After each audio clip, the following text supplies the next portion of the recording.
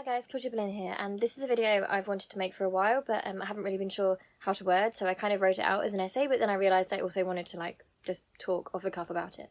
So just to go in to start with, it's kind of about tone policing, civility, politics, and maybe an unintentional consequence of cancel culture. And when I talk about cancel culture, I'll get into this in the video, but I don't think it exists in the way that the right wing think it exists, in the sense that I don't think that it's cancel culture for somebody to be called out in a position of power, for example. I don't think it's cancel culture for somebody to be held accountable for hate speech or something like that, or for people to show their agreement or not via boycott, for example. So, for example, with J.K. Rowling, and I'll get into the trans stuff later in the video, because that's kind of the reason I really wanted to talk about this, what's going on with the trans community right now, what's happening to them. But in terms of the J.K. Rowling thing, it's not necessarily, it's not cancel culture. It's not cancel culture for people who disapprove of what she's doing to no longer want to buy her stuff or support her stuff. That's not cancel culture, is it? That's just what we do naturally. That's from the beginning of time. You would buy from a brand you trusted, or you would support a person you liked. It's not negatively impacting someone's career to do that. It's not an unfair thing. I mean, it might negatively impact their career, but it's not an unfair thing to do, is it? That's not an unfair thing to do. And actually, recently, I know that J.K. Rowling was actually doxxed, I think. I actually saw it in front of one of the papers the other day, which is obviously awful. I'm very, very, very anti-doxing. It's a really sick thing to do.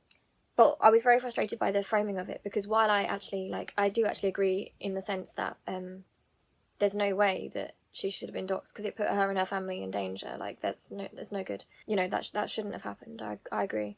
But the way it's kind of been positioned, again, dangerous trans activists, when it was obviously it was three people. It was three people who did that. So, the conflation as well, this is what I'll get to later as well, but the idea that trans activists are somehow or trans people are somehow aggressive, the cause itself is this aggressive or awful thing, rather than the action being the terrible thing, the actual doxing. Let's talk about that. That's awful. Obviously quite recently I had a situation where members of my own family were threatening to dox me and did try and dox me and stuff like that. And that was horrible, and I had to get the police had to get involved and stuff. Obviously I feel strongly about that, it's not right. But yeah, the framing of that was off. So I'm going to try and stick to the script. I kind of wrote some notes and stuff, but this is probably going to be quite long, so apologies for that. I don't think this is something I can kind of rush through, because there's a lot of nuance, and as I'll talk about, part of the thing I wanted to talk about is the way that if you are a minority, you have to be careful with your phrasing, because if you do make a video that's quite short, for example, as I have in the past, if you don't cover your bases by covering every possible interpretation of your words, even the bad faith ones, it's difficult. So you're already operating under the feeling that people are going to take you on a kind of bad faith level. So hopefully, if you guys know me anyway, that hopefully you would not assume that I'm going to be doing that. But that is kind of what it's like if you're a minority online. And being a feminist YouTuber for all those years, when I was younger and doing that, it became kind of second nature. I think I said before, my whole personality and persona was kind of had to hide my own vulnerabilities. The way that I'm talking to you now is kind of how I actually am, but I was kind of showing weakness, felt like it was wrong or something. So in some ways I went the other way, so I was almost had to be too confident, because you didn't want people to realise that you were vulnerable and go for you, stuff like that. So I didn't talk so much about my mental health issues. But now I've just realised that I should have just been me all along anyway, because what does it matter, really? And I think something that I did want to say as well is just in terms of my politics, as obviously I'm a left-winger. As you'll know, I made a video earlier this morning. I was really, really, really frustrated. I'm very, very distressed by what's going on with the left in this country right now. But something that really does frustrate me as well, that I do think is an issue, not with necessarily cancel culture, but just in general, the way stuff's going, is the idea that is, for example, an example that I spoke about in another video before about the royals. I'm not a royalist, by the way, you probably know that, really not a royalist. But so for example, Prince Harry, I remember when he first started speaking about racism, because I think he'd asked the tabloids to stop or something because they'd been being racist towards Meghan Markle. And that was the woman that he loved, obviously, and now is the mother of his children. I know at the time, like, well-meaning left-wingers were saying things like, oh, you know, like, so privileged to have only just realised just now, like, just because he's attracted to, like, this woman of colour, like, he's only just realised, like, everyone else was on that page ages ago. And I kind of agree with what you're saying, but, like, it's almost punishing the wrong person, because it's almost punishing him for that, when actually he's actually done something, I think it's good if somebody who's come from a situation where he never had any reason to. He could have drifted through his life and never touched racism. Like, he could have had the privilege and the status of his position. Not that I think it's an easy thing to do, to be part of the royal family. I think that very emotionally wise, I think it must be quite damaging, I think. And I do feel sorry for a lot of them that are born in. But Harry was born into that bubble. Like, that's the reality. Like, we can't change the circumstances. Of course, it's frustrating that somebody, you know, of his age got to that point and only just really started to notice it. But he did notice it. And not only did he notice it, but he put himself at risk. He put himself in the line of fire to stand with Meghan and for his children, and when he didn't have to. And for me, that's not a story about, oh, he should have known earlier. It's a story of, great. It's a story of, like, it's a bit of, like, a miracle, and it's a hopeful thing. It's, like, good. Like, if someone in that bubble, if someone could step out of that, then there's hope for everyone, I think. And I'm not saying it makes him a hero either. I'm not saying that it's like he's like the best anti-racist campaigner ever. But I'm just saying that, like, it's a good thing. Like, it's not, the frustration there should not be with him for his earlier mistakes and for what he thought when he was in that, because he's taken the steps out of it. Like, he's done it. He's shown with his actions. It's not just words. He's taken a lot. And continues to, because he stands with his wife. So he's not the villain there. He's really not the villain there. And I often think, like, I read a quote earlier about being harsh on systems, but not necessarily people. And I think in some instances, obviously, you do need to be harsh on people if they're, like, actively harming people, you know, that kind of. But in terms of people that have grown in bad systems, aren't necessarily bad people. And, like, if you can dismantle and change the system, often you can rescue those people, and in turn they will rescue others, and it's like a bit of a domino effect, I think. So kind of on that topic, I guess I wanted to talk about the kind of crucifixion of people for their former opinions. And this is one of those topics which is a weird one to talk about as a left-winger as well, because I do believe in, like, obviously accountability, etc. And I don't think that, like, pasts should be erased. So, for example, in terms of, like, the British Empire, I am half Indian and half English, and that heritage on both sides is important to me because I think there's power in history, and it's just interesting and helps you with your identity and who you are and where you came from. And I think seeing the difference in what I learned about those stories, you know, all the good stuff I was told, all that patriotic stuff about England, and in contrast how India, like, needed to be saved, etc. And how shocking that was when obviously India was colonised by the British Empire, and to criticise that made you, like, almost people regarded you as if you weren't even British, even, like, as if, oh, so you're identifying with your Indian side, so you're not really one of us, you know. It felt like any criticism meant that you weren't even British anymore, and that's getting worse and worse, I think, especially with the idea that you can have your citizenship stripped. It's quite weird to feel like you're maybe considered to be, like, temporarily British or only part British, even though you were born here and that's all that you know. You know, it's weird. It's weird. Something that your white family or your white friends might take for granted, is that if they have an opinion that diverges, or a critical opinion, they might be guarded as a betrayer or a traitor, but they'll be a betrayer or a traitor of their own kind. You know, that will be why they're hated. They're not an other. Like, they won't be made an other. They'll just be like a traitor in the midst. But whereas if you do it, suddenly you don't belong there anymore. And it's weird because you don't really know where you belong. Like, it's quite, I have BPD, and it actually means emotional intensity disorder, so I already struggle quite a lot with sense of, like, belonging and self. So it's difficult when that actually comes from society itself. I think it's quite worrying, and you don't want to be melodramatic because, you know, a lot of people do have it a lot worse. And obviously I'm very lucky in the sense that I'm quite light-skinned, so a lot of racism stuff I don't necessarily get on sight. It usually comes from if I have an opinion on something, because I usually do that from the standpoint of someone that's mixed.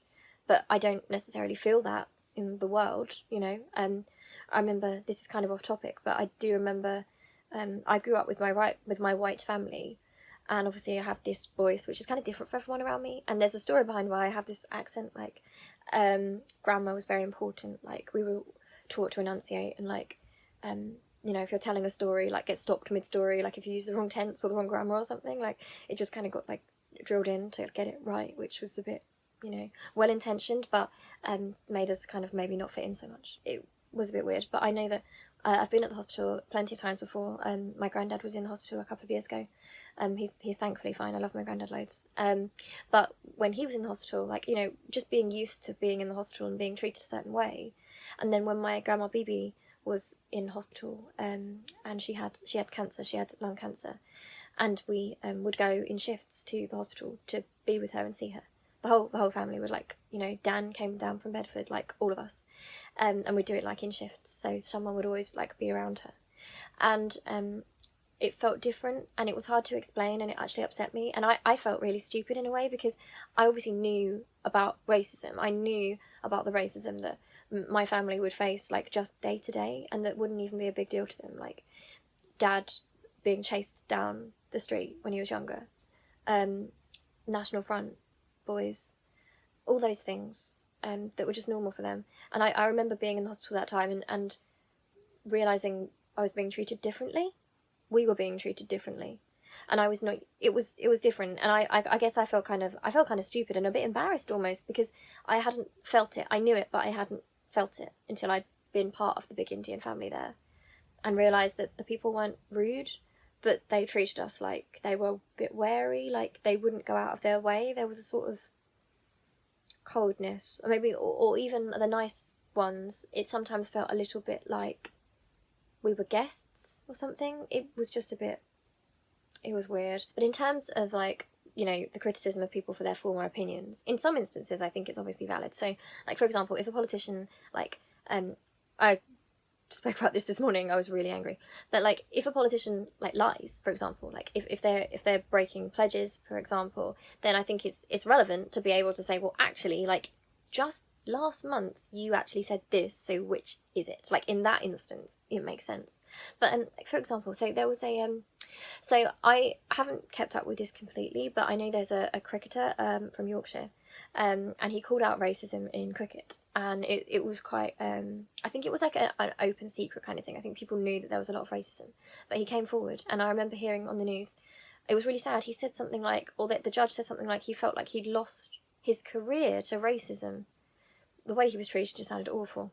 And, you know, obviously he was calling out a very real racism that, like, a lot of other people could corroborate. It wasn't just him saying it, like, it was a lot of people could say, and, like, the Cricket Association or whatever that was, I'm not a very sporty person, sorry if I've got that wrong, but, like, they were saying, like, yeah, we do need to change things, and we're going to change things. And then people I know went through his old tweets and found that he had been really, he'd been anti-Semitic in the past, and not in any way to excuse the anti-Semitism, which was not acceptable at all. But it was just interesting to me that it seemed that the right had then almost weaponised it, the idea of the kind of accountability and stuff like that, but, like, weaponised it in a way that almost makes it more difficult for minorities, if that makes sense. I don't know if I'm explaining that right, because I'm not saying that what he said was right, or that it shouldn't be challenged. It was just in that context, it was almost a way for them to say it's okay for us to be racist to him, because it kind of felt like that, if that makes sense. Not to say that what he did was right, but it should feel almost like two separate conversations. Almost as if, like, when people talk about the rape statistics, about the amount of women that are raped, and then someone will bring up male victims of rape, which is important, and I think we should talk about more.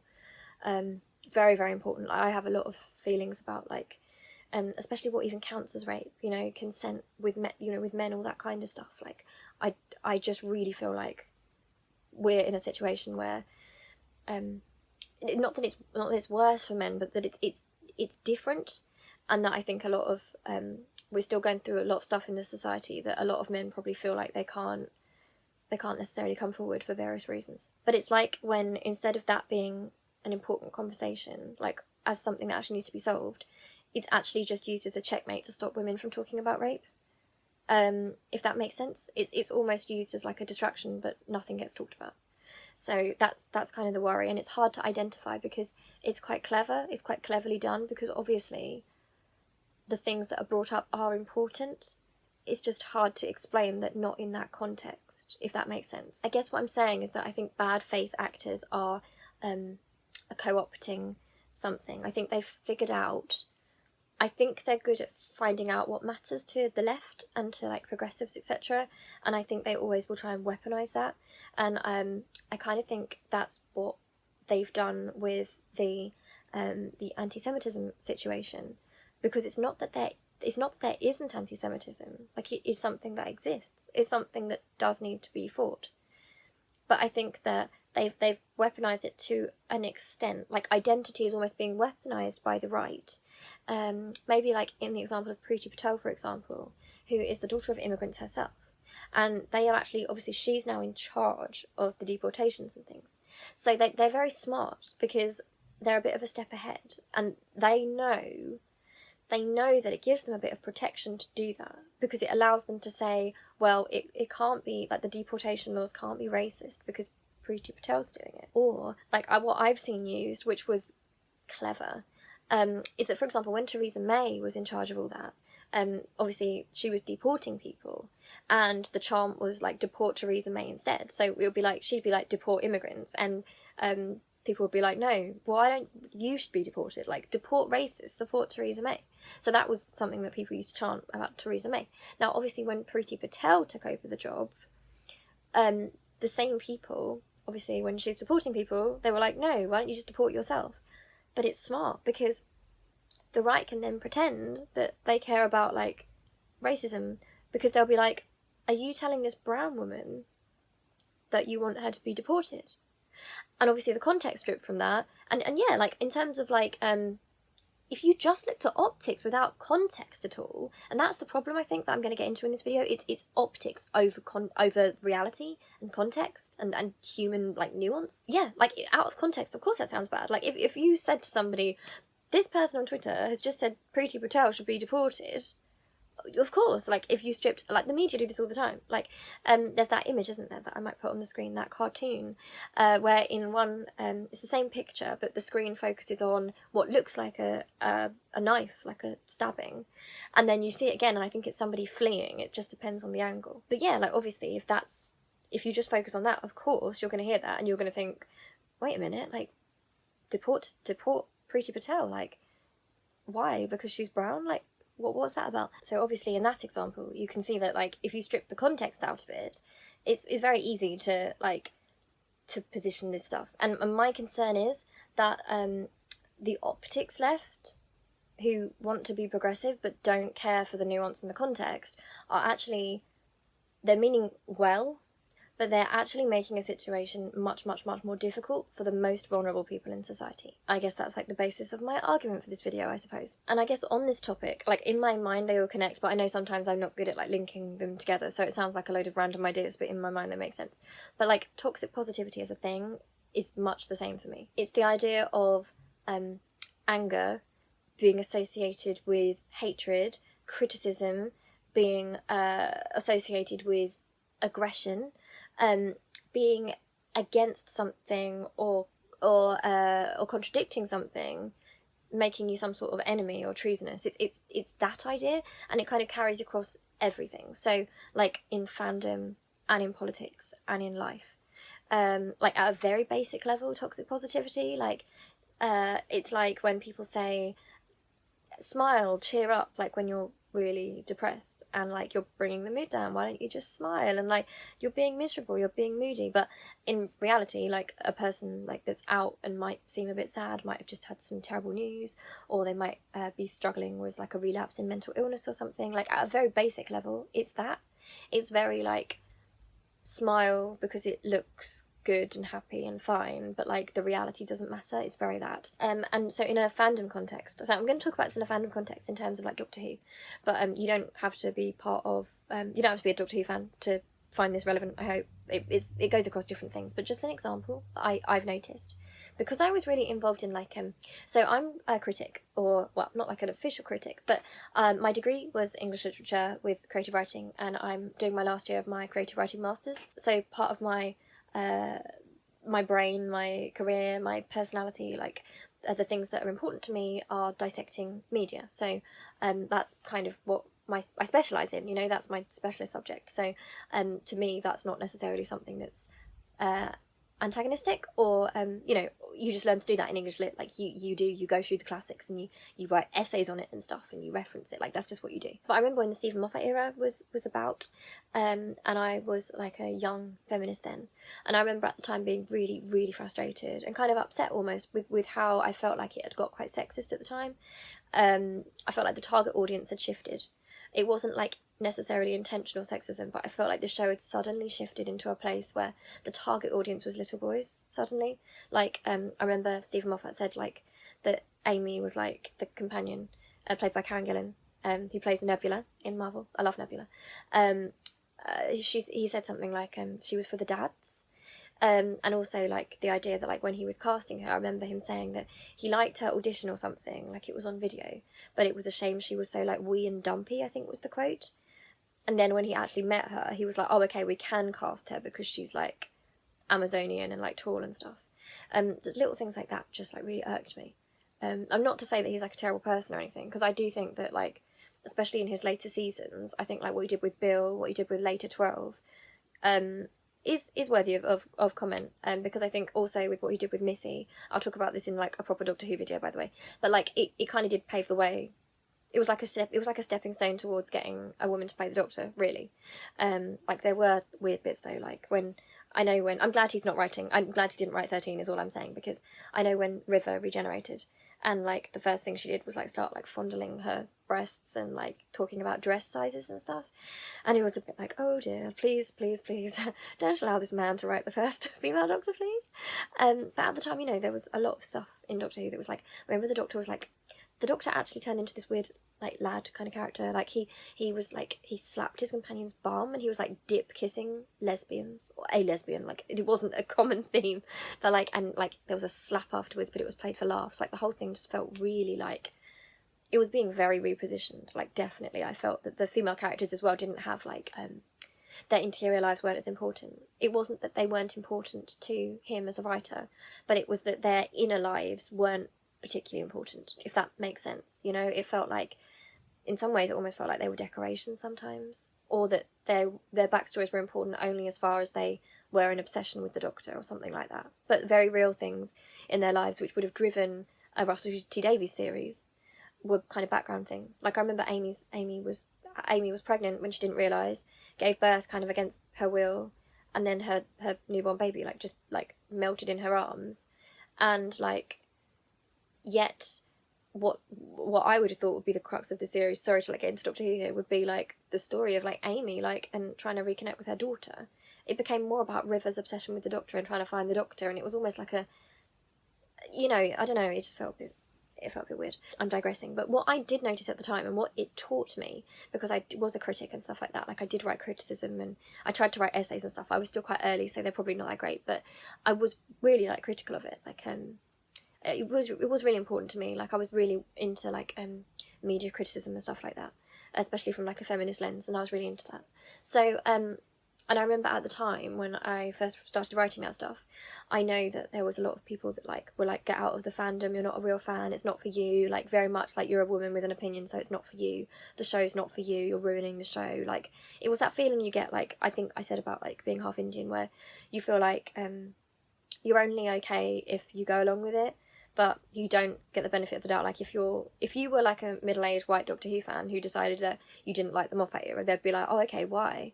And like, they'd probably joke about it and stuff, like. But if it was somebody else, like if it was a woman or a minority, it almost felt like it wasn't your space. Like, get out, what are you doing here anyway? Like, you're ruining it. But I remember after, like, there was a lot of that. And then I remember I was asked, and at the time I didn't realise, I should have really foreseen it. And I guess it taught me a lot.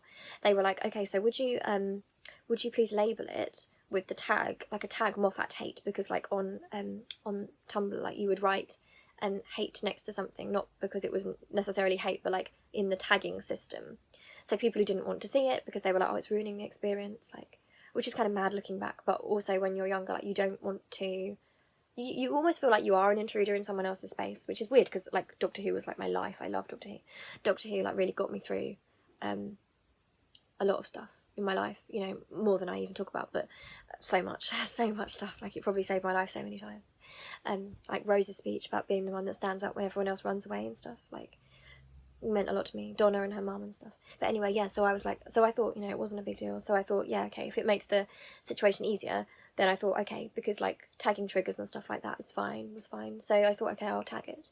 And what I didn't foresee, and that I should have foreseen, was that once I'd said I would tag it with that, and that was the tag we used, then we were immediately dismissed as a hate group, because we'd written the hate tag as a courtesy to, so it would be able to be blocked. Which was very, very frustrating and invalidating, especially because, like, I'm not the sort of person, like, you probably know me, but, like, I'm not the sort of person that, I did it in more of, like, an intellectual sense, like an academic thing. Yeah, so that was frustrating. And obviously that's haunted me, like, years later, because then when I was asked to do the Time team with the Doctor Who magazine, so Dan and I did Doctor Who reviews, and I love Doctor Who magazine, and when I was younger, like, I wrote to them ages ago, when Stephen Moffat was first, like, there, and I actually was, I don't know what I was thinking, but I was like, I would like to write, like, a feminist feature. I would like to write, like, a feminist analysis. And of course, like, it was more for, like, for selling the show, the magazine and stuff. And, like, I've written for the magazine since, like, I've interviewed Maxine Alderton recently, which was, like, a huge honour. She's a great, great hero of mine. I think she's a fantastic writer. But I remember when my brother and I were in the Time team, I know that, like, a lot of people obviously were really angry in general about, like, mostly the girls on the team got it quite a lot worse. So I think most of the girls on the team, there was a lot of stuff that a lot of them I think found quite difficult to handle. But for me, I actually didn't. And not to undermine what they went through, because they were, like, obviously it was horrible. But I think because I had been a feminist YouTuber and stuff, I think it kind of wasn't so, like, it was just kind of more normal for me. Like, I was used to things like rape threats all the time. Like, like, people were telling me to kill myself and stuff anonymously. And yeah, so that from the age of, like, 19 or something. So I kind of was more used to it. But it was definitely, like, the women on the team. And I did notice that the boys could, like, make more jokes and stuff and got the benefit of the doubt. Like, for example, one of the girls on the team, she's LGBT as well, but I won't know her just in case, like, but you know, I think she made a joke during one of, like, the episode, like, features, because we used to watch the episodes, and she made a joke about how she watched, like, the old episodes on, like, double speed or something, just, like, in terms of, like, the pacing was slow. And it was just, like, a joke that I know that if any of the guys had said that everyone would have been, like, laughing about it, and, like, people just kept on about it as if she'd, like, insulted the whole show and, like, she shouldn't be there and she was disrespectful. And it just was really frustrating. Like, I obviously knew that dynamic. Growing up so closely with my brother, I knew that, like, Dan could be more sarcastic and be assumed to be in good faith, whereas even if I was really polite sometimes, I would be assumed to be quite an agitator, because it's more of a diversion, I think, sometimes for a girl to have those opinions. I'm just lucky because Dan is, like, he really, like, sticks up for me in those situations. Like, he's very good like that. Like, he really, like, boosts me up. He's a good ally, Dan. He's very good. So there was that situation. So obviously with context stripped, obviously, like, I found myself having to almost, like, defend, but because of the lack of context, having to defend it in terms of context. So obviously I was associated with Moffat hate in terms of, like, the tag, yeah, but, like, having to, like, preemptively go in a way that was, like, having to explain it, you know, almost like a hostile thing, was quite weird.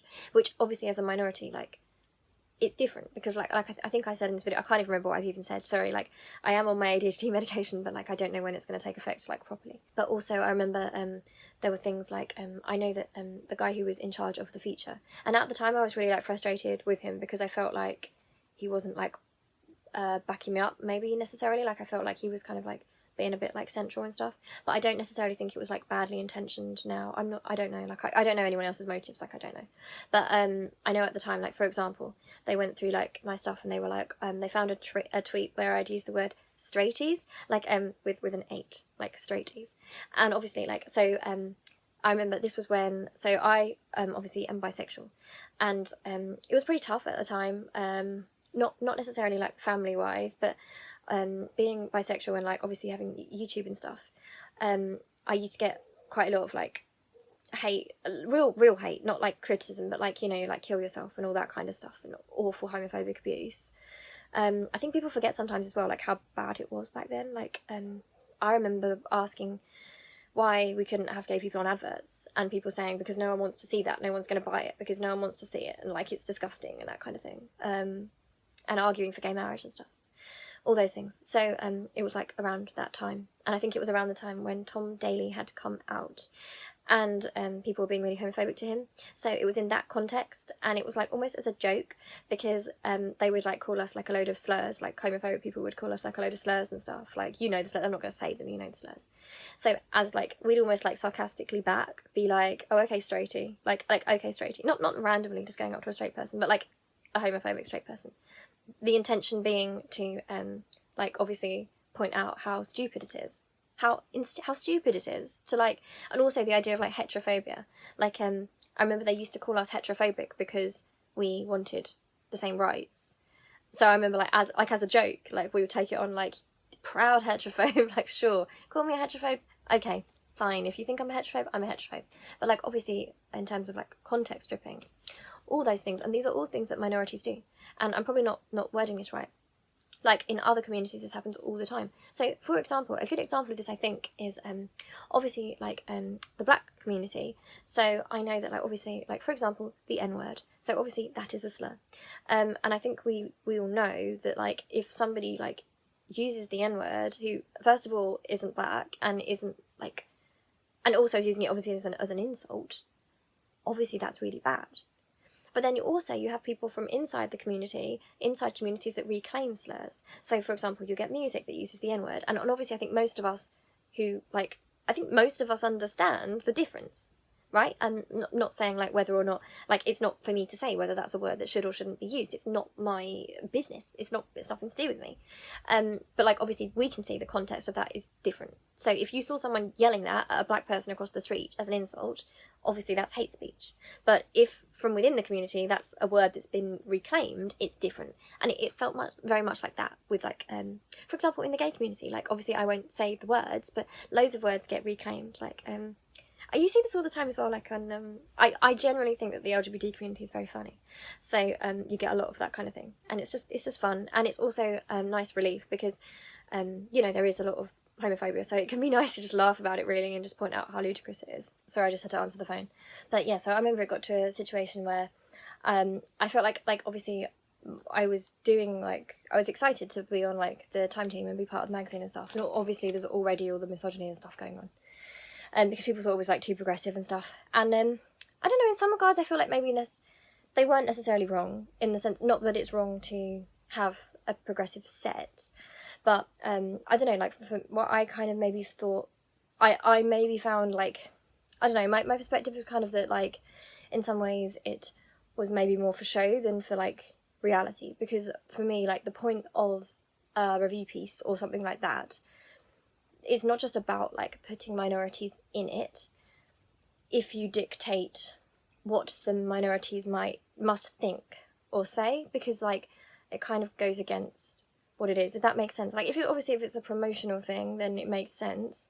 But if it's actually a feature which is going through episodes and stuff and saying what you think about them, and the idea is to go with the show and to give those perspectives, then to me it almost felt a bit, I don't know, I guess I felt a bit, and so it feels weird, like not in like I don't mean like is in a really bad way, but it did feel a bit like used, maybe like almost like we were my feeling was that maybe, and I think a lot, it's not just that, like, it's all over the place, like, I'm not specifically dragging that, it's everywhere.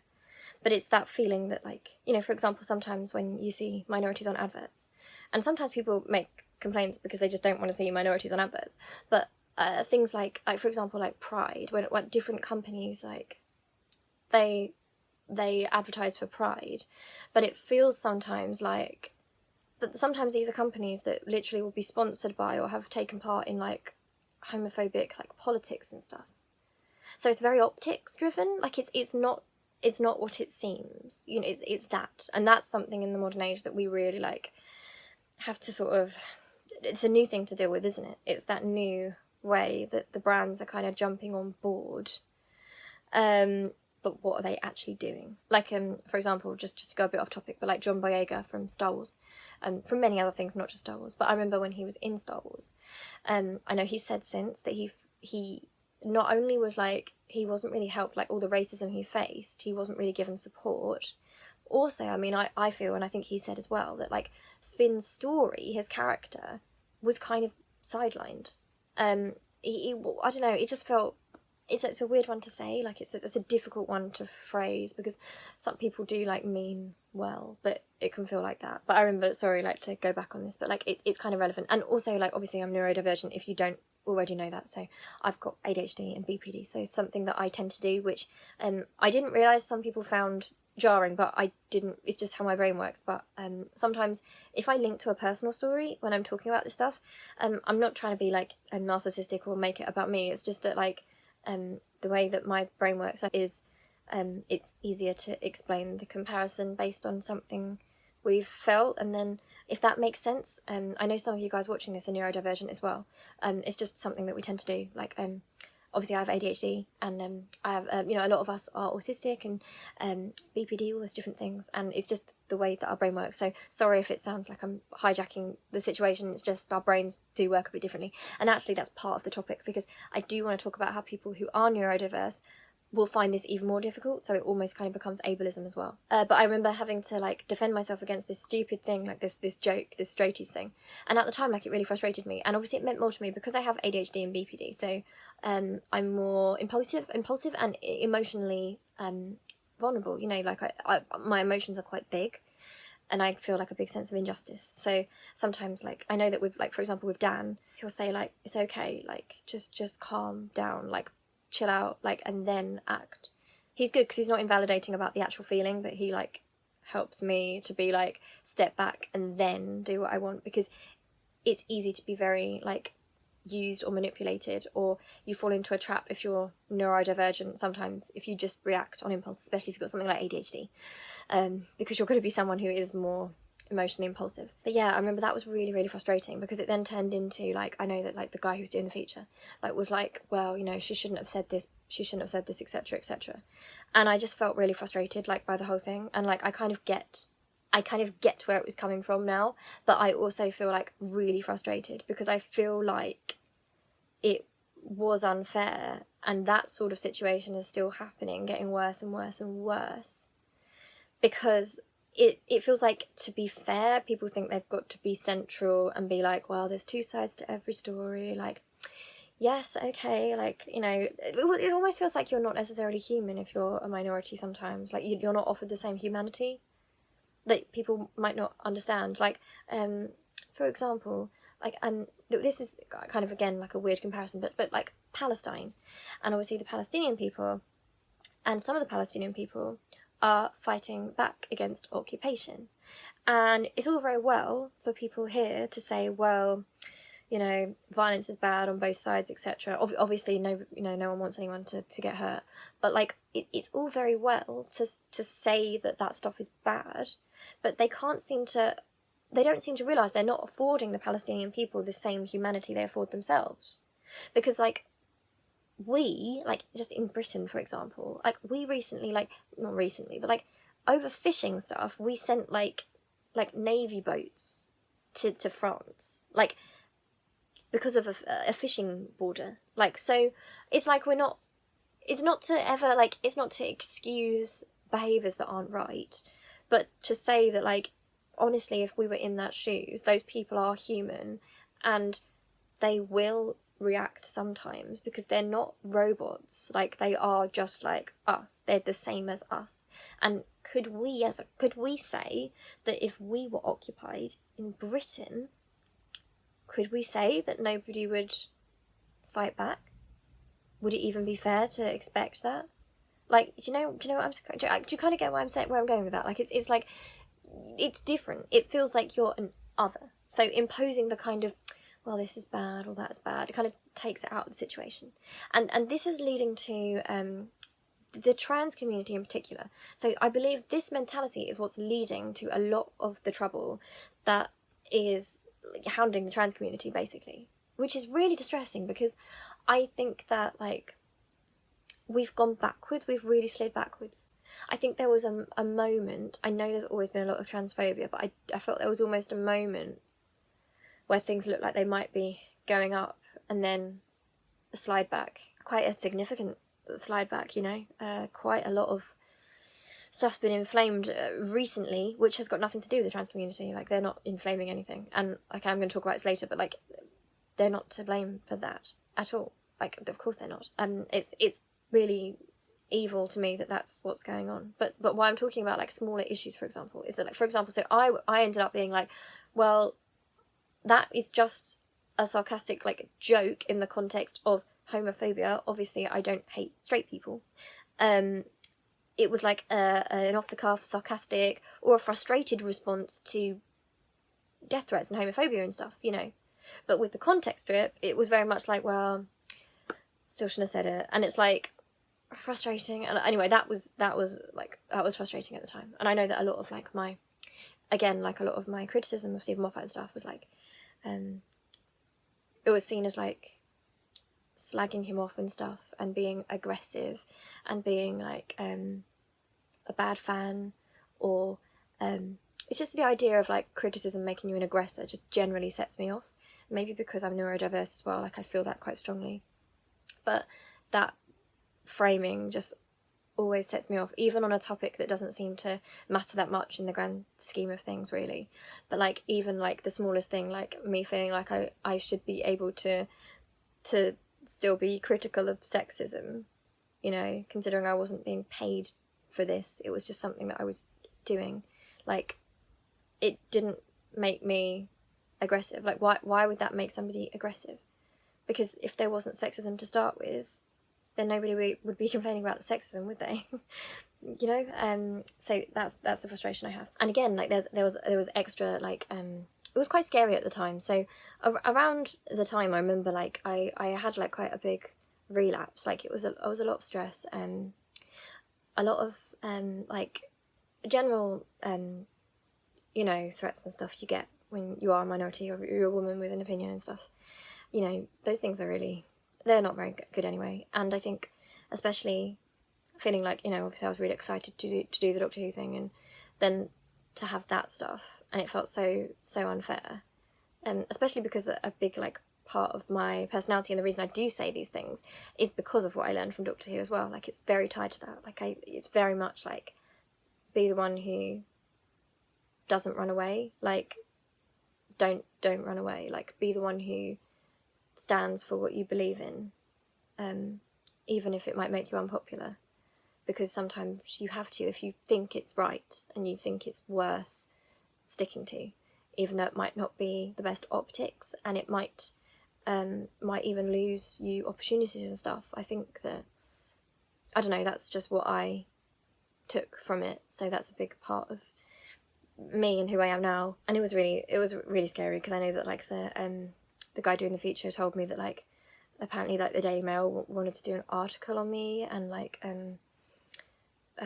just all sorts of stuff like that. And it was just very, very scary, because obviously, like, I am, I do obviously have BPD and a lot of stuff like anxiety and stuff, and it was just too much. Like, I just had, like, a breakdown. I felt quite, like, I don't know, it was just really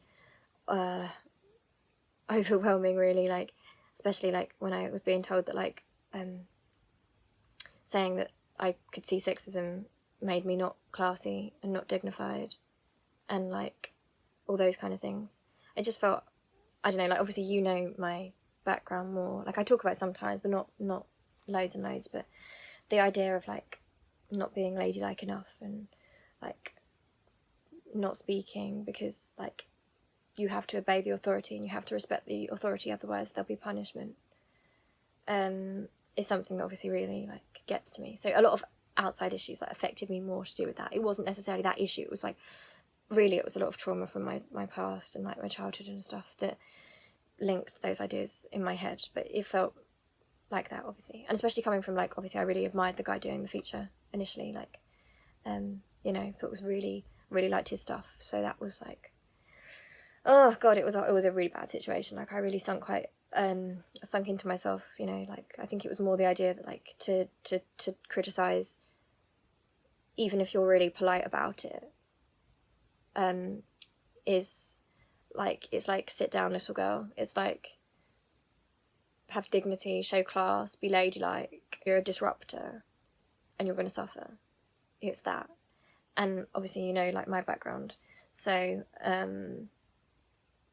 that was tough for me. I almost wish I was the sort of person who could just be like, okay, it's advantageous for me to not, but I can't because of my background and stuff. Like, it's so attached to who I am. Now, that was a bit of a massive digression, and, like, I know it was totally about myself and my experience, but the reason I'm talking about that is, obviously, there's examples in that story of how, as a minority, so first of all, as a woman on it, extra scrutiny, as a minority, and especially as a woman who had criticisms, it was like, annihilate. It felt like that. It was like, annihilate.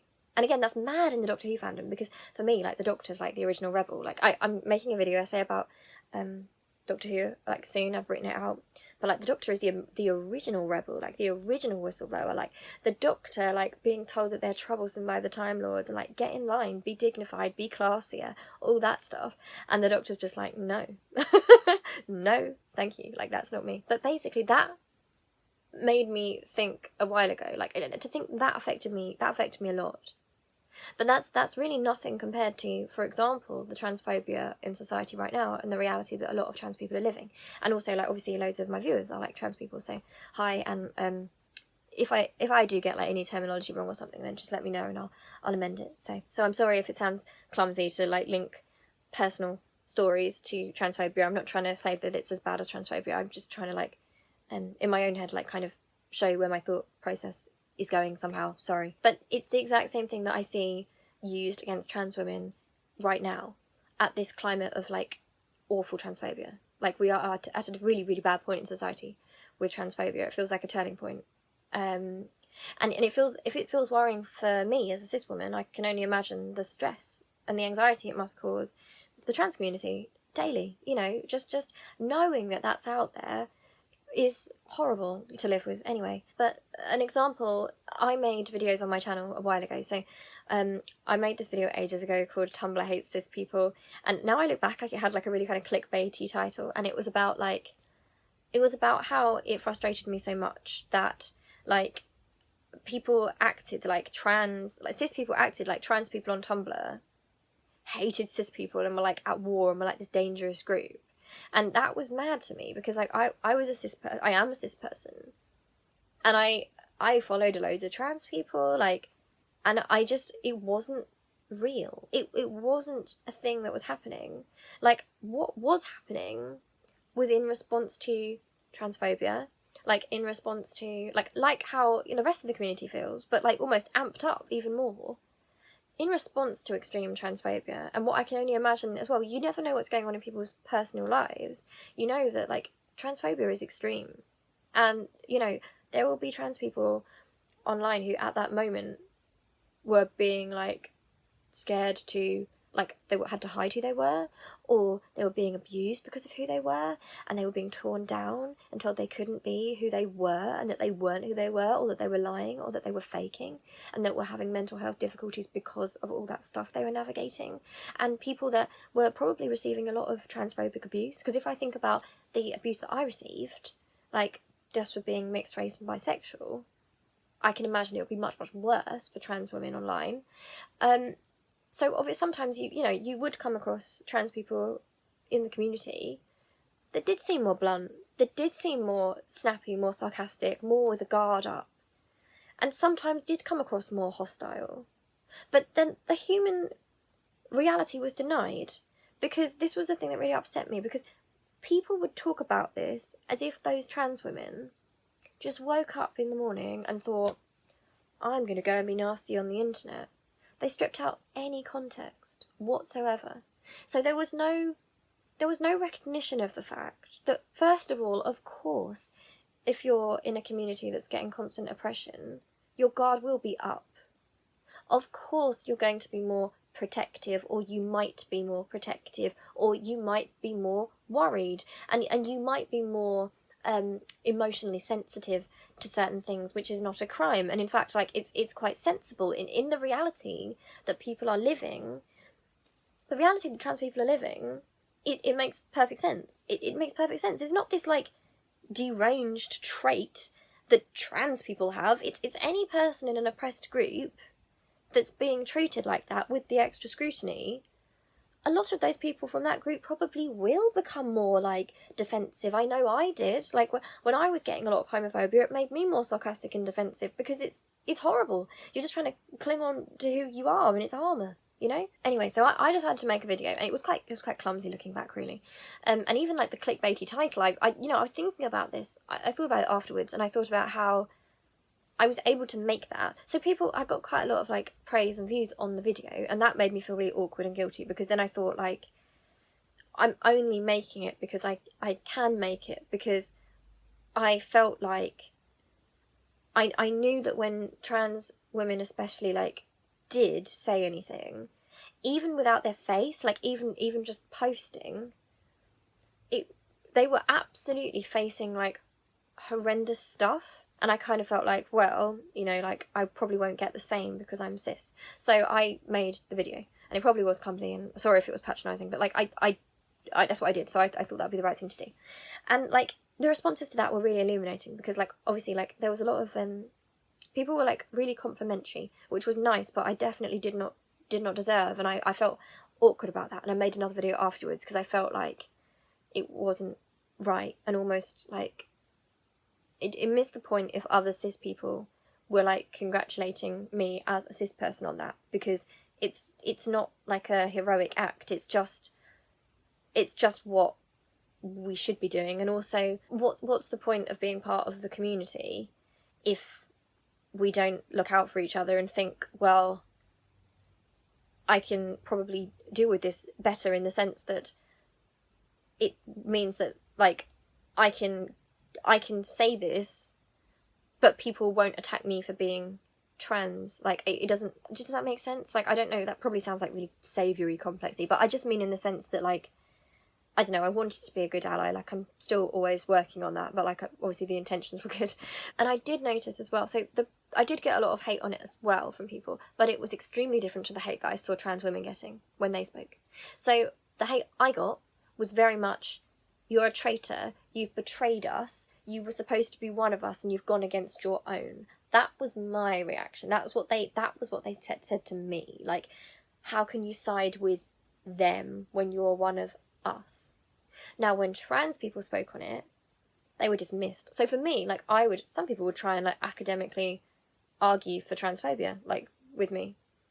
But, like, when a trans woman did it, rarely did it even get to the point of discussion, because they were immediately dismissed. They were immediately seen as aggressive. And often, like, that's the thing that really, really, really makes me angry as well, is that when trans women, they're called aggressive for showing anger.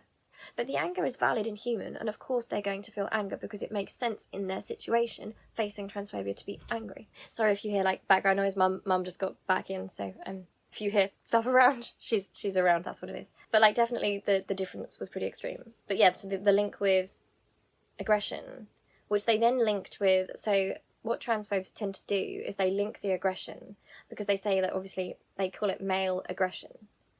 So, I mean, that doesn't really make sense anyway. But then, because they link those things, when trans women are angry because it makes human rational sense to be angry about injustice, they're then dismissed as, oh, that's male aggression. Sorry about the dramatic light change. I just, like, it got too dark. I had to put the light on, so that's going to be hell for editing. But like what I think you see is because of the association with trans women, they try and say, oh, well, they're men, they are aggressive like men, just to try and pretend that they are men. You often see something happening where bad faith actors will deliberately try to bait trans women into showing reasonable anger or snapping, and then they then strip the context.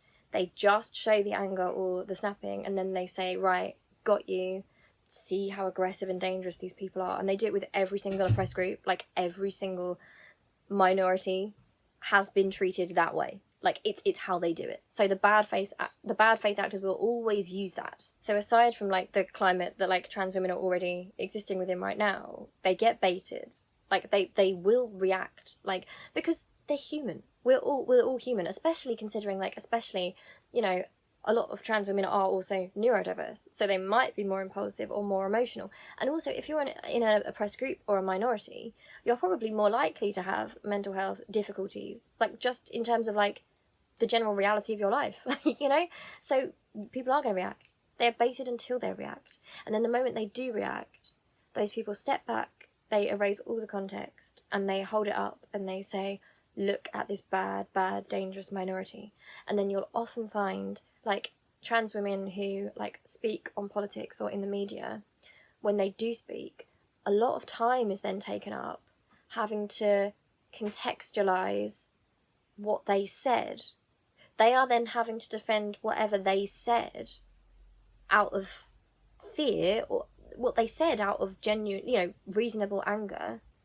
And usually it's not even anything that bad, but the framework is all wrong, it's all shifted, so then they have to waste their time, rather than addressing transphobia, talking about, what, you know, oh, they dealt with that very badly, and they were a bad and angry person, and they're very sorry, they should have dealt with that better. Like, it's really sick, but it's clever, and that's how it works, and that's how it's working with trans people right now. And again, that's a sort of privilege that I might have as well, because especially being someone who, obviously I'm quite petite, and obviously I'm from quite an academic background, so that stuff's all part of my personality. But this impacts so many different oppressed groups. You know, this idea of like civility, meaning that you're right.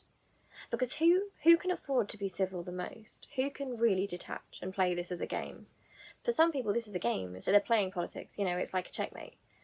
Who can do that?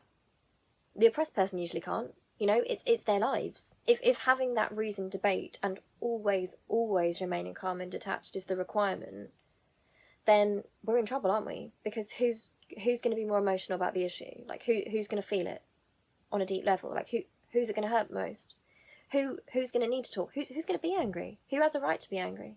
Who might get upset? Like, all those qualities. And there's a reason why people in charge and in the centre like to tone police and use civility politics all the time, because it keeps minorities in check, it keeps them down, it stops people from listening to them. Because if they did listen to them, then I think society might change, and the people in the centre do not want society to change. They like the centre being where it is, thank you very much. I liken it to, like, for example, in America, not just in America, here too, but like, so for example, if you know, there's a stereotype, isn't there, of like, oh, the angry, suspicious black man, like, oh, hood up, like, sneaking around, like, a white neighbourhood. There's that racist idea. But the minorities can't really win, can they? Because, like, think about it. So, say there's a white neighbourhood, right? And there's, like, a black guy who's not from that neighbourhood. And people might think he's dangerous or suspicious because he's wearing a hoodie. Maybe he's walking fast, he's keeping his head down, he's not making eye contact. And all those things will be used, oh, well, it's because he's this aggressive, unfriendly person we don't want around. When there's no thought about the context behind that, is there? Like, why might a young black man in that situation, in this society, keep their head down in that neighbourhood? Why might they try and walk faster to get out of it? Why might they not engage in conversation? Maybe they're aware that people will see them as a threat, and they don't want to be seen as a threat. Maybe they're afraid that people will think that they shouldn't be there or get the police called or something. Like, there's no... when you actually think about it, it's incredibly sick. It's incredibly sick, because they make minorities act in that way as survival. That's just survival for the minorities. But whatever survival tactics they employ are then weaponised against them, because they go at it from this civility politics mad, detached bubble that the minorities just can never detach from. They rarely can. So, I mean, I'm obviously, like I said, I have the advantage of, so I'm quite academic. I did my English literature degree, so one of my strengths is that I am very emotional, but I'm also quite articulate. But other people might not be so articulate. Now, why would it be, for example, that someone might engage with me because like they hear my voice and they think that I'm, you know, quite middle class, and they think, oh, intellectual, not a threat. They might like debate with me, but they might not for someone else. Also, just another random weird thing as well I find, that is that if you're like somebody who's not from the group and you speak about the issue or you care about the issue, people get very confused. I know I mentioned Prince Harry at the very start, like in how he spoke about racism. And it seems to be that the tabloids are spinning it as if he's like controlled by Meghan or something, and like she's making him do this or she's corrupted him, etc. Like, you know, he can't just be a grown man who, from a place of privilege, saw something different, knew things could be different and better, and tried to make that happen. That can't be allowed. That narrative can't be allowed to exist, because other people might do the same. But like for me as well, like when I talk about trans stuff, I'll usually get like I do try and like delete stuff that's transphobic, like because I do keep my comment section open, but if there's like hate speech in particular, obviously I do get rid of that, but not if it's just like a comment. But like you know, I remember people being like accusing me, like it's like they knew I was cisgender, but it was like they would accuse me of being trans as if that would be some sort of bad thing. And I think they're very confused when obviously why would that be an insult? Like what difference would that make if somebody thought I was trans rather than cis? Like why would that, you know? And I think in some ways it's maybe like a threat. I think it's more of a threat in terms of them saying to somebody from a group, get back in line and see where your loyalties lie. It's like do you want to be treated like them, like the other? And it's like, well, no, but they're not the other. That's insane. Like, you're the one pushing this weird like sense of us and them. Like, why would we even buy into that? Like, what's the difference? Obviously the experience is different, but why would that be something that was a problem?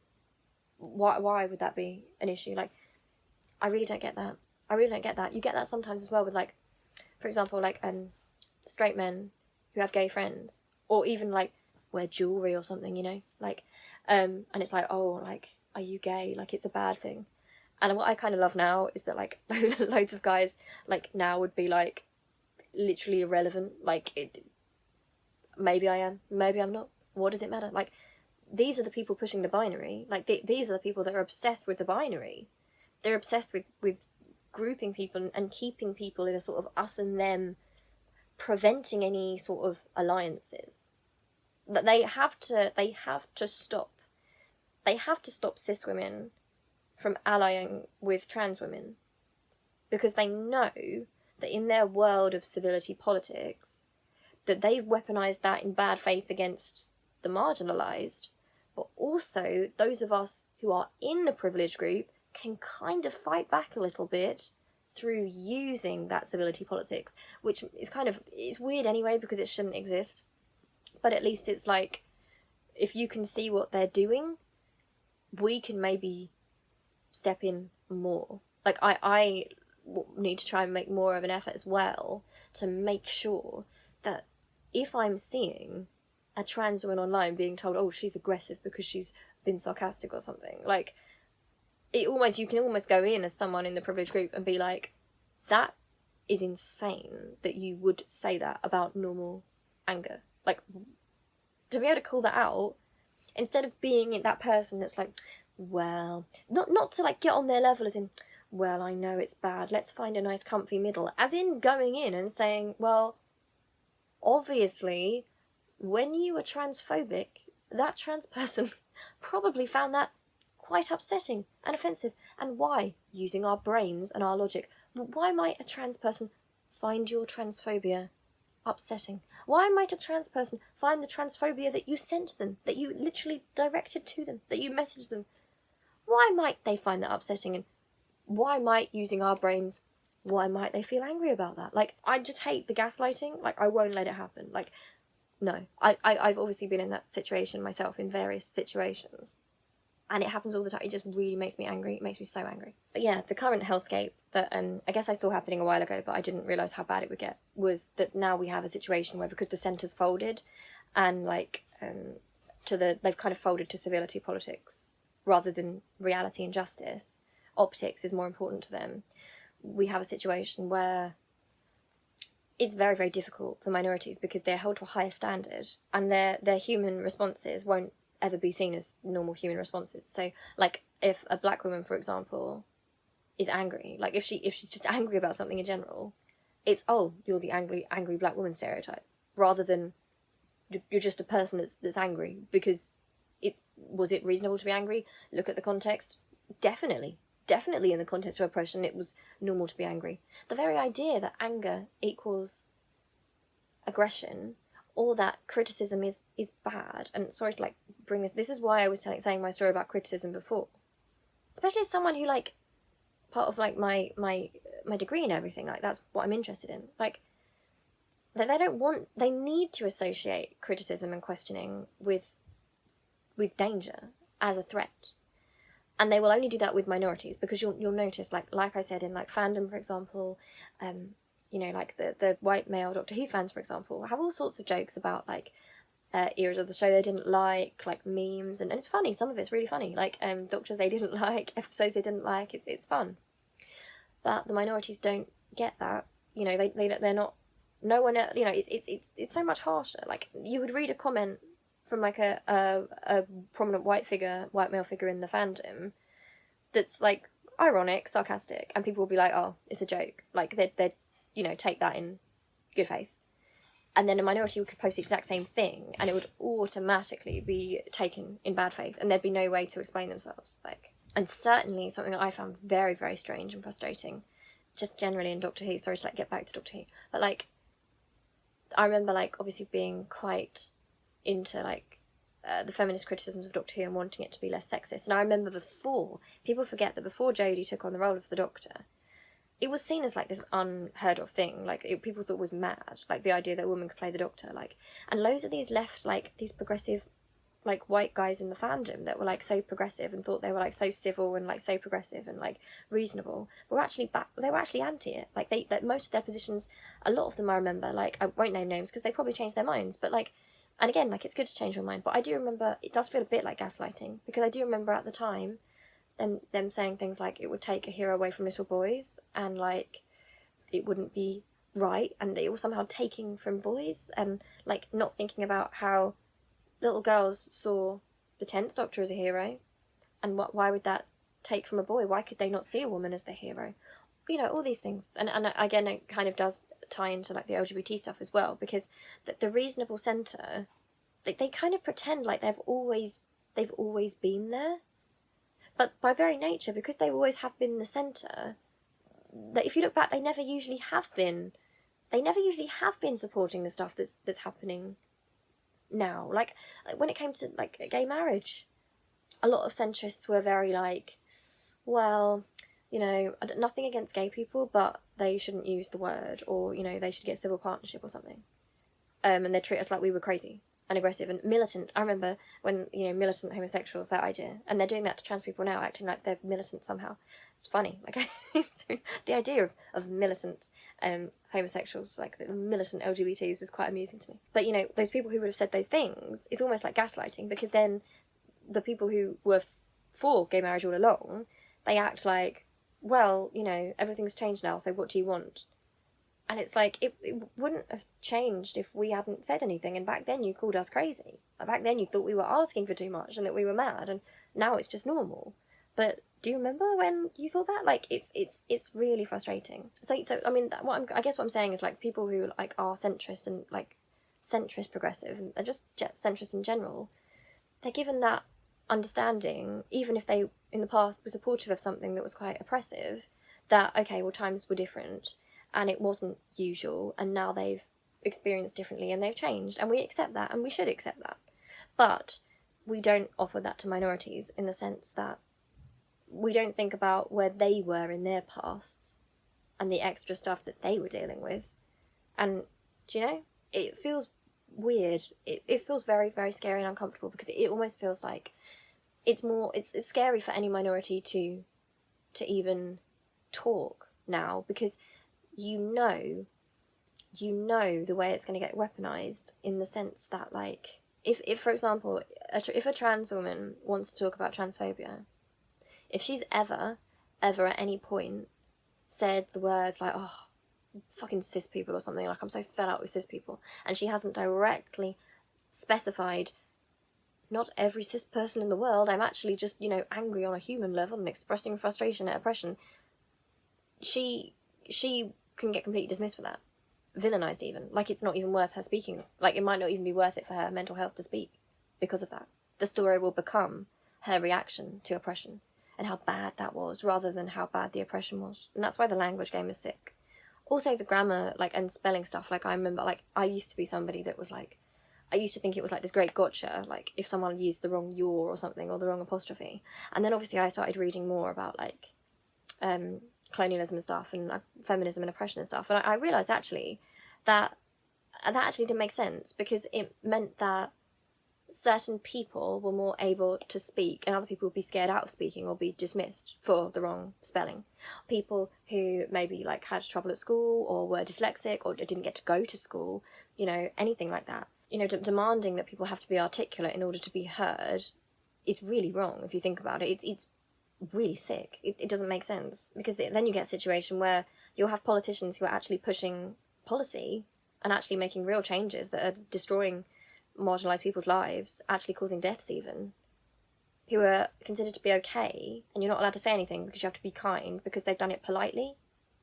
They've let people die politely, so it's fine. But if you rudely get angry about the people dying, then you're worse. And that's just what I can't stomach that. I can't handle it.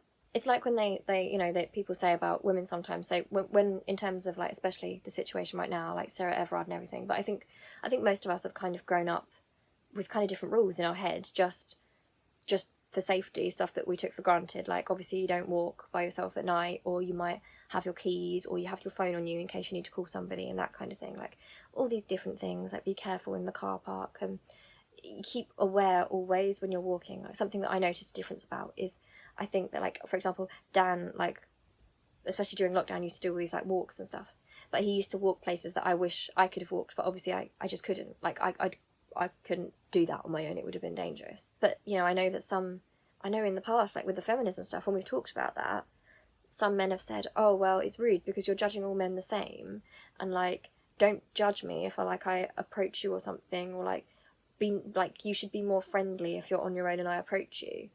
And I'm not saying that, like, it's okay to be rude to someone, but there's also no understanding for the sense that, like, you don't, if you're not thinking in that person's shoes, you can't judge it the same, because why might a woman on her own at a station or on the tube, why might she be more on edge? Like, for example, like, if a guy, like, comes to chat a woman up at the pub or something, and they're asking you about, like, work and all that kind of stuff. Now, you might think, oh, she's being standoffish and rude because she's not giving much information. But probably she's thinking, like, just in case he is one of the bad ones. Majority are not bad, but because we don't know which are the bad ones, just to be safe, I'm not going to give that information. Like, there's no real understanding for the different experience, It's just considered rude without any... There's no acknowledgement. It just feels really bad. And again, I already kind of touched on this, so I'm probably repeating it, but obviously, like, civility rules, it does discriminate against people who are neurodiverse, people who are autistic people, people like me, ADHD, BPD, people who are emotional, people with mental health difficulties. Because, first of all, our brains might work differently. We might be more impulsive, more emotional, and that's just the way we're wired and the way that we are. So it's almost, we're having to navigate something different to even be heard. So even if you're talking about ableism, if you want to talk about ableism, it's already a hurdle to even get heard, because you'll be dismissed if you show the signs of the very mental illness that you're speaking from a place of. You can't, you have to be, so it's a weird situation when you want to talk about stigma and you want to talk about how ableism is and how you're treated, but you also have to be so careful that you don't seem over emotional or crazy, or like you're making a big deal out of nothing, or like it's an episode and you don't get taken seriously and you're invalidated. Like, or if you seem too angry about ableism, then people will dismiss you, like, immediately. Like, it's really difficult to navigate. The civility politics thing makes it difficult for people who are of minority to even speak, like, to even get to the point of saying that there's a problem in the first place. And also, like, I was kind of like, obviously I talk about like how I was brought up, but like I'm kind of from like quite a middle class-ish family, although my particular part of the family isn't like middle class necessarily, but like that kind of world. So I was obviously brought up, I had the advantage of being brought up within the rules of like politeness, all those manners, grammar, all that stuff, like stuff that even now kind of feels a bit mad to me, like don't put your elbows on the table and use this knife or this fork. And I sometimes think like, why? Like, what does it matter if you put your elbow on the table? But all those like grammar rules and stuff like that, even they, in the sense of like, if you look at like colonialism, like who sets the rules, who sets the rules of the debate, like all those things, they discriminate against people who aren't from that group, right? So people with different pronunciation, people who just don't know those rules, people who are immigrants, come from another country, like different accents, all of those things. And I think something I found like growing up, which is quite weird, is obviously growing up with kind of like in a kind of middle class kind of environment, or in situations that are quite middle class, but obviously also the working class stuff, like with my dad who's an immigrant and stuff, and the ideas of how I've come to realise that actually a lot of the rules that I thought were about respect and politeness and that I'd always abided by actually are against the actual notions I have politically of justice and fairness. In some ways, those things I thought were so important kind of had to be torn down in order to make things more just. And like Palestine again, so I follow a lot of people from the Gaza Strip, so I try to follow a lot of Palestinians to see what's going on, because I do find that like before I did that, before social media, I really wasn't aware as I should have been about what was going on there and the reality of what was happening.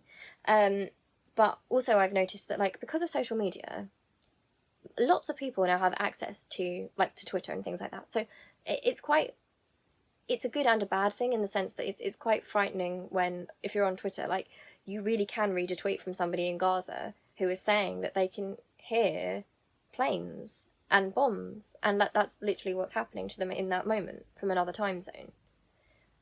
It's good and bad, because it's you can get the truth and the reality of the situation, but it's also quite horrible to think about.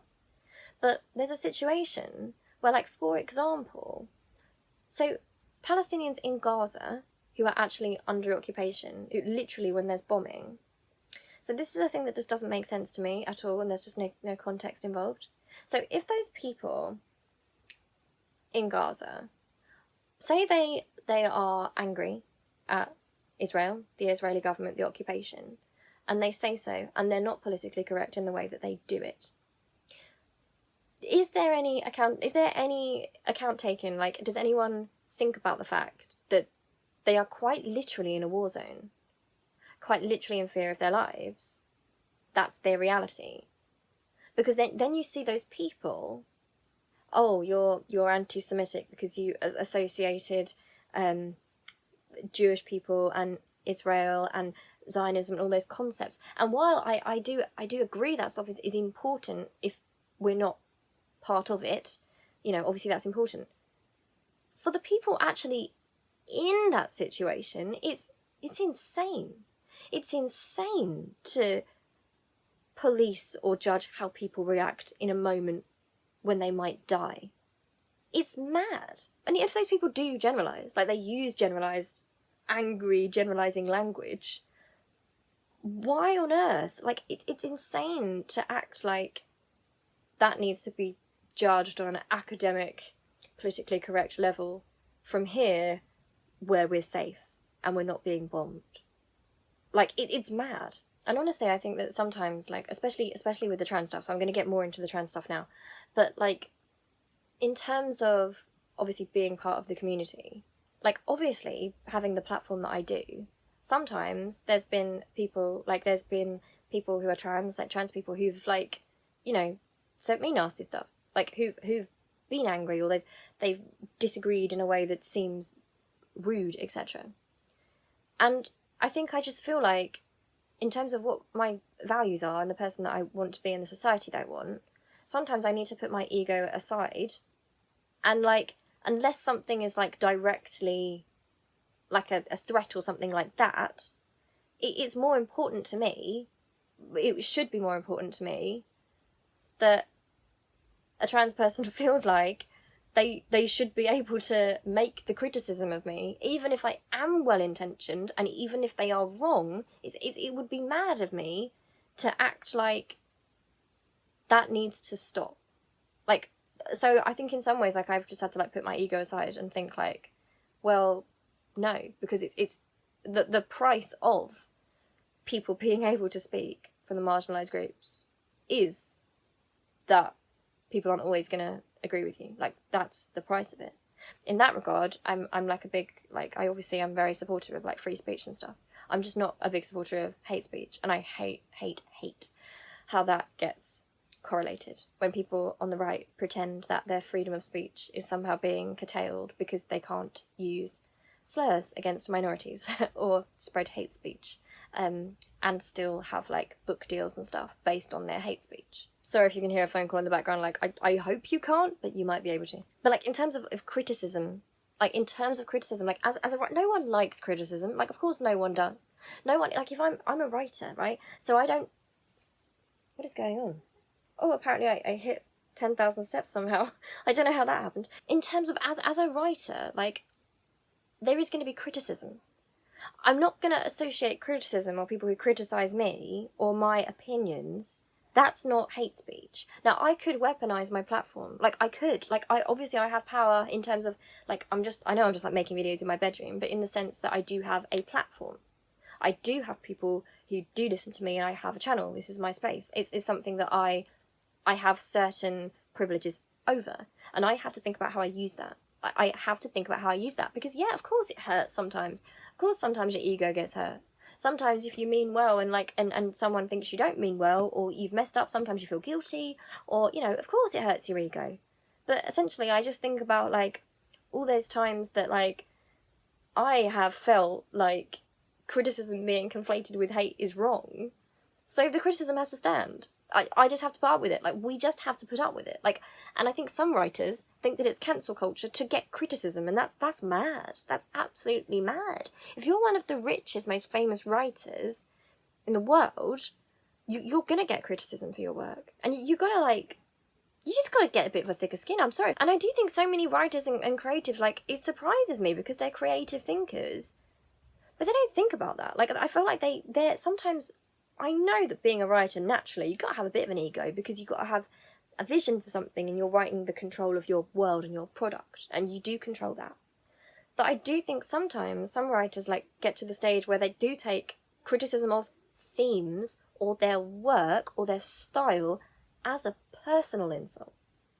And that doesn't make any sense. That makes no sense whatsoever. If people don't want to watch your content, or people don't want to read your stuff, like, that's not being cancelled, is it? Like, that's not being cancelled. And, like, again, like, on the J.K. Rowling thing, I absolutely do not think she should be doxxed whatsoever. Like, I think that's really, really disgusting. I think that's terrible behaviour. But also, if you are using your platform to be transphobic, or what some would regard as transphobic, I certainly would regard as transphobic, it's a bit weird and disingenuous, isn't it? The way that the media, J.K. Rowling as well, this framing of trans activists. Trans activist has become this crazy word, like terrorists, trans activists.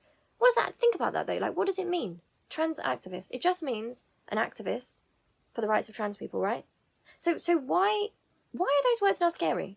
Explain that. Explain how they are able to explain away transphobia by calling themselves gender critical, by giving it an academic name, gender critical, which in its very nature is criticising the nature of gender, which, you know, is fair enough as a concept, but what they actually do often, I think, ends up actually enforcing the binary more.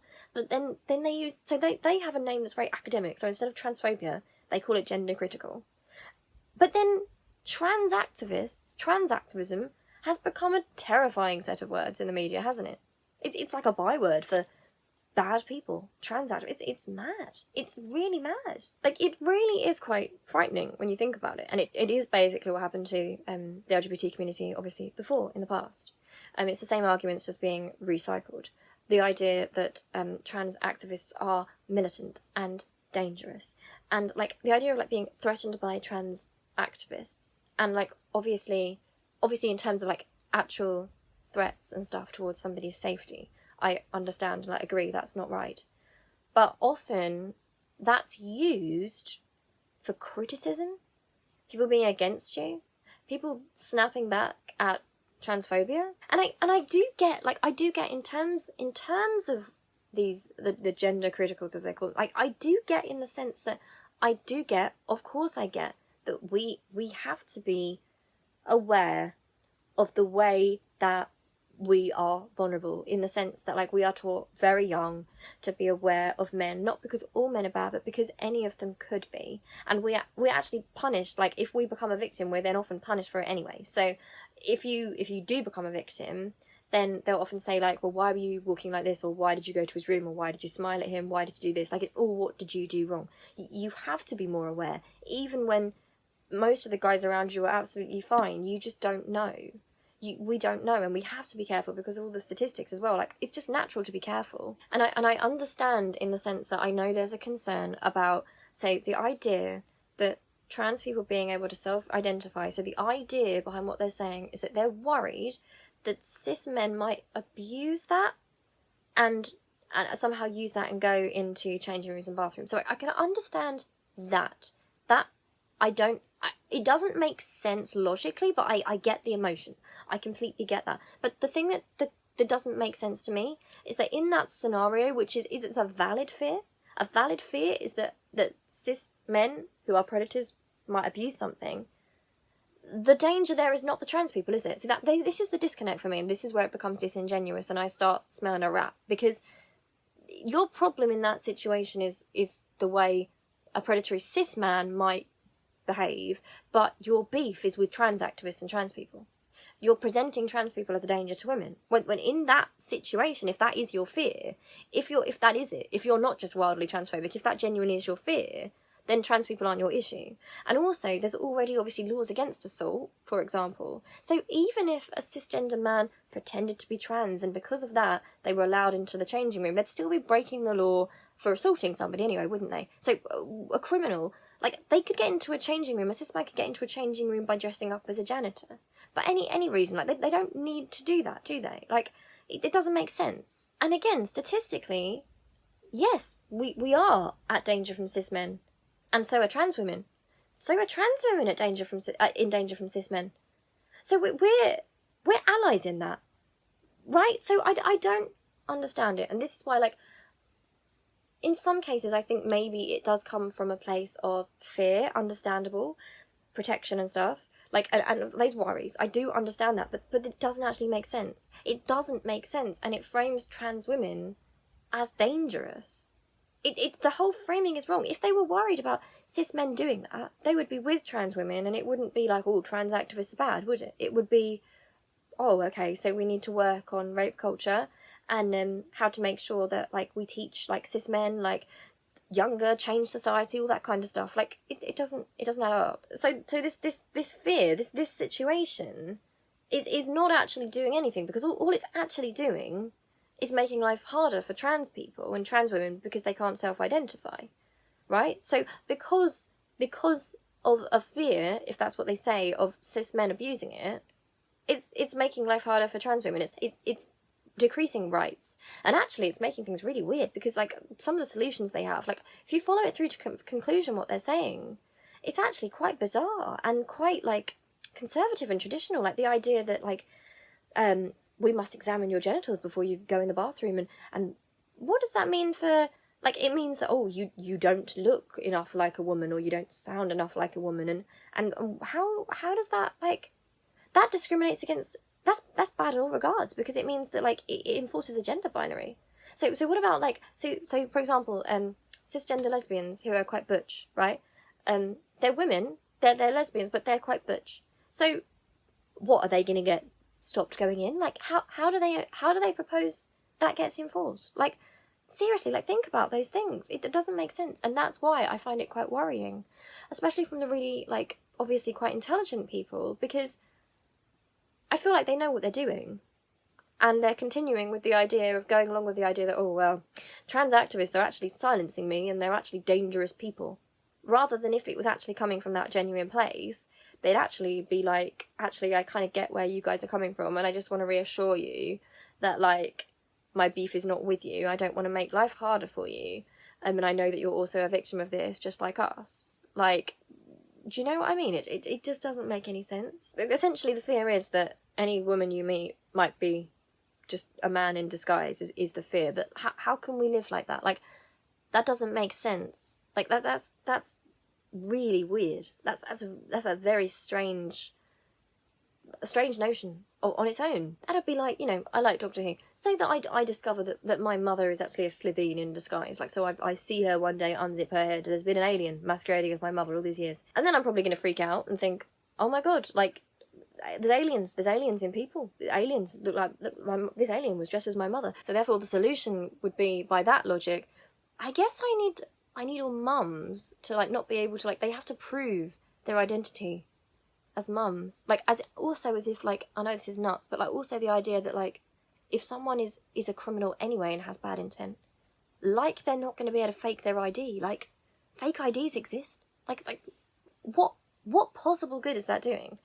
What actual solution are you offering? Like, other than making life hard for trans people?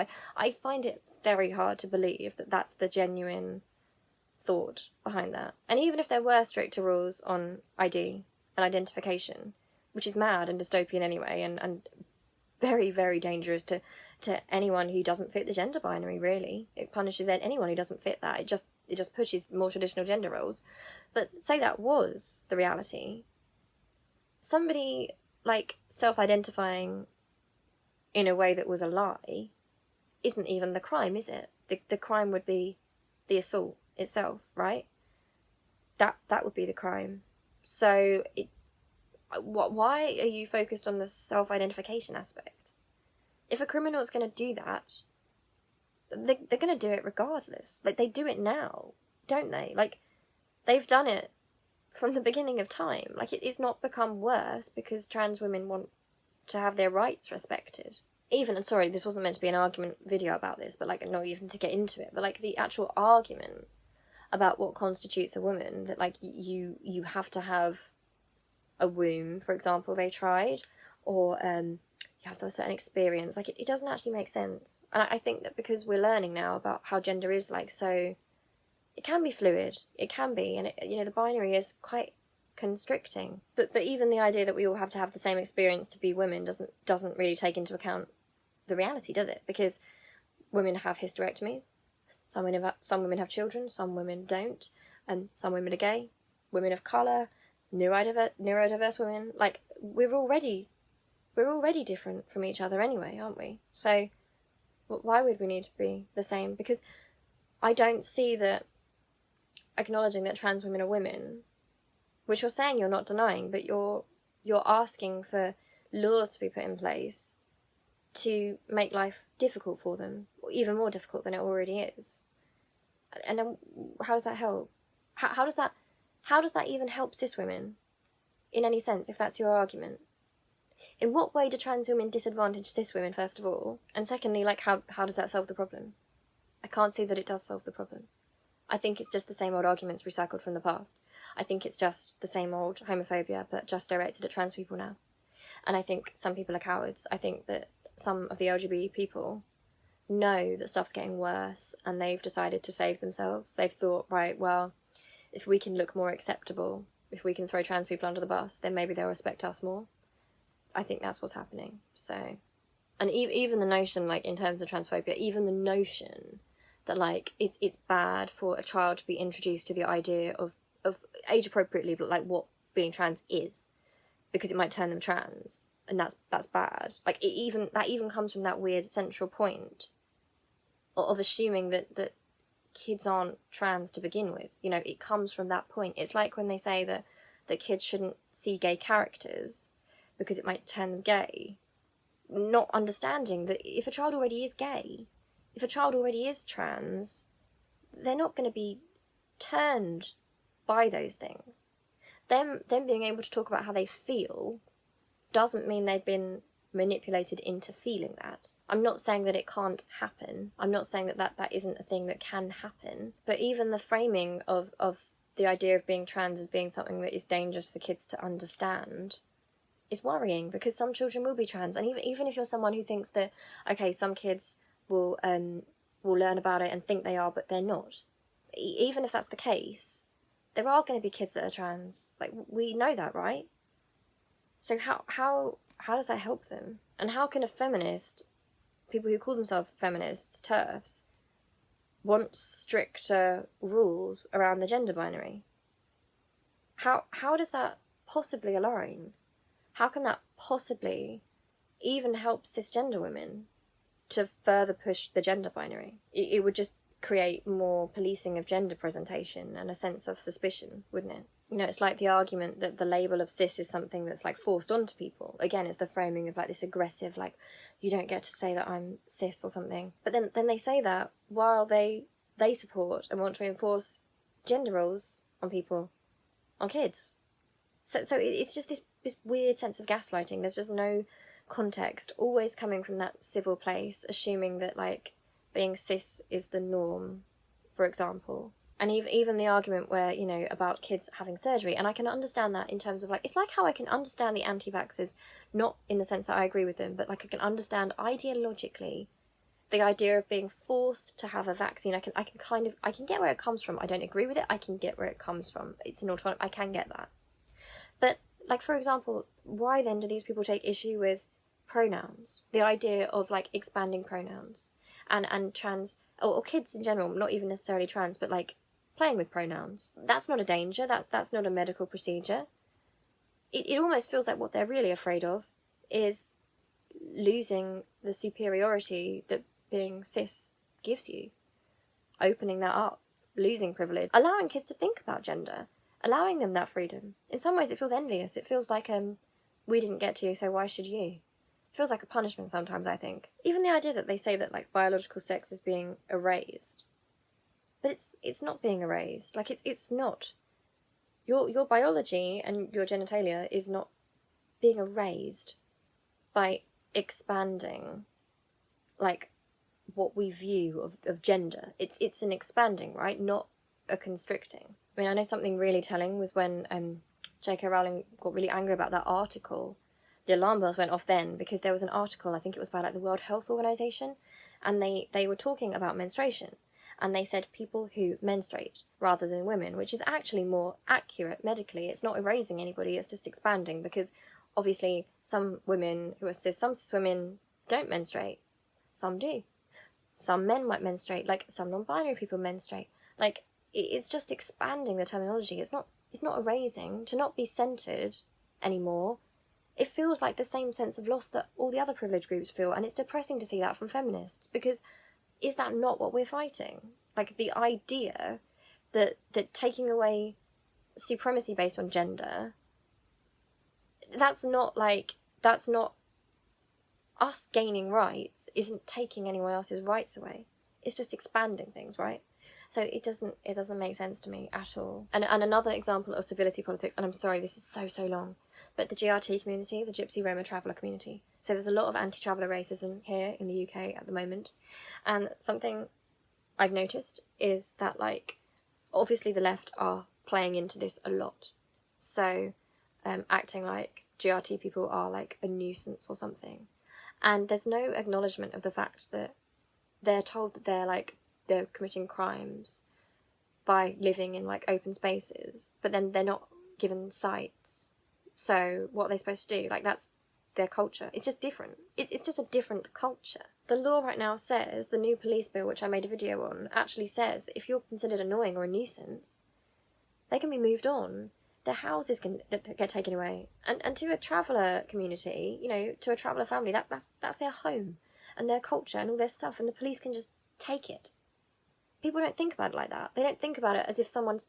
Imagine if someone could take your home. If someone could take your home and your stuff and not tell you when they were giving it back, and not give you anywhere else to live and just say, move on, you're a nuisance. And why would the different, like, for example, different culture, or maybe in some ways different values of the Gypsy Roma traveller community, why is that a bad thing? Like, there's good things to come from diverse culture, isn't there? Like, I know, obviously, my family's Sikh, and something that I didn't know about was at the Gurdwara. It's like the Sikh temple, and it's open to actually anyone. So people just volunteer and cook every Sunday in the Gurdwara, and you can just go in and be fed.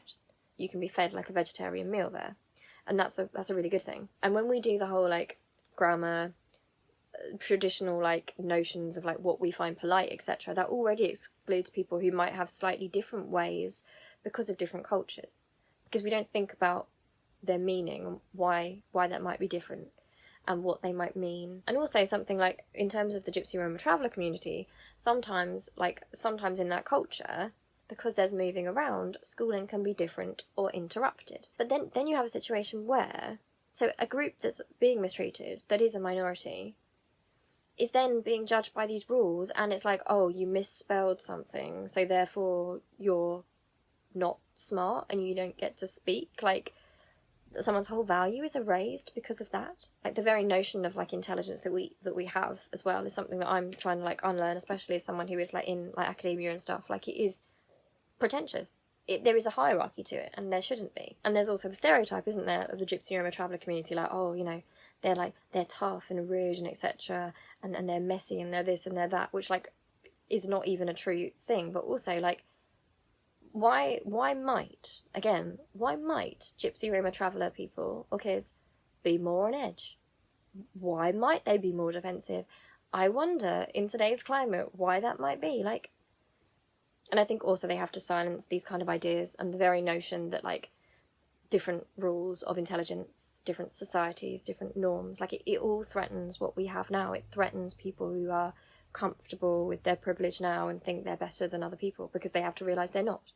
That we're all equal, we just have different ways. They have to shut up, for example, the Gypsy Roma traveller community, because by the nature of their existence, they are proof that there's a different way of life, that there is a different way to live, a freer, in some ways, way to live, you know, but that there's a different way.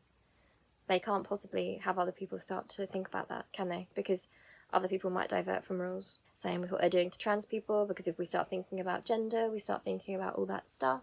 Sexism, gender roles, privilege, everything collapses. I think it's why they don't want to talk about the British Empire or Israel, because if they talk about colonialism and our part in it, we have to examine the whole house of cards is going to come down, isn't it? Because essentially everything we know, all our identity here, is a lot of it's a lie.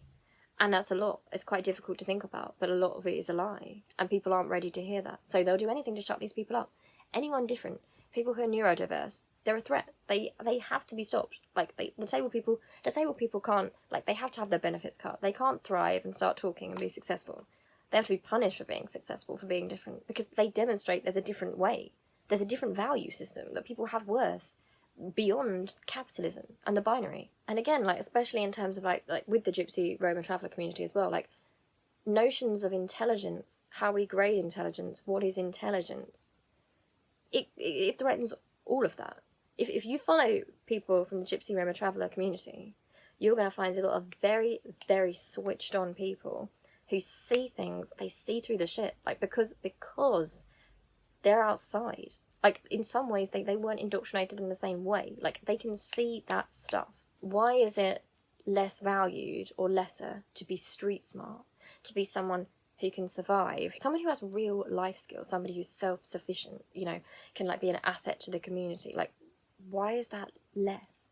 They don't want us to think about this stuff because it goes right to the top, because then we have to face the fact that the Tories are just a load of people who were privileged, went to Eton not because they were smarter, just because they were richer, and they probably have more opportunities, and they actually don't know what they're doing, and they actually shouldn't be in charge.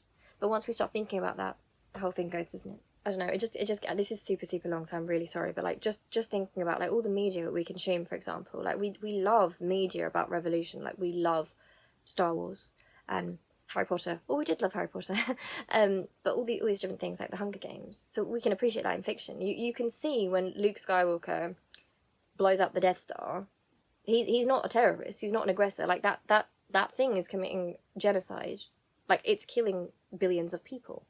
And he gets rid of it because it's going to kill people. But, like, people can see that. They can apply that, but they can't apply that to real life. They can't apply that to real minority groups. Like, if that actually happened today, they'd probably think that Luke Skywalker was a troublesome terrorist rebel. I mean, the centrists would actually probably do the whole, well, yes, the Death Star was bad, but also, like, it did take a long time to build, and there were stormtroopers on it, so Luke really shouldn't have blown it up. Like, that would be the situation. It's mad. Anyway, I don't really know where this is going. I've kind of like burned myself out on this. I did originally have notes, but I just kind of veered off. But yeah, I just think that we don't allow minorities the same humanity. We don't accept that at all. Like, we just don't. We expect minorities to be superhuman. We treat them like they're inhuman, but we expect them to be superhuman. And we punish them for any mistake. Like, for human mistakes. Like, they're not allowed to make mistakes. That'll be held against them for their whole life. Like, because the system has to keep going, doesn't it? Anyway. Love you loads. And I'll see you really soon. Quite 2 videos coming out from today. Like, I'm wearing the same stuff, but yeah. Alright, oh yeah, I've got my, I think I already said this at the start, but my PO box has changed. So if you want to write to me, I'll put the link in the description box. And include, if you want me to, like, write back, then I know some people like doing physical letters. If you want me to write back, then leave me like a stamped addressed envelope, because I have ADHD, so I used to struggle with like organisation and stuff like that. So I'd like to read them and write the replies, but like getting hold of the stamps and all that stuff, the addresses, was a nightmare. If you would like to do that, then that's in the description box. Okay, I love you loads, and I will see you really soon. Bye!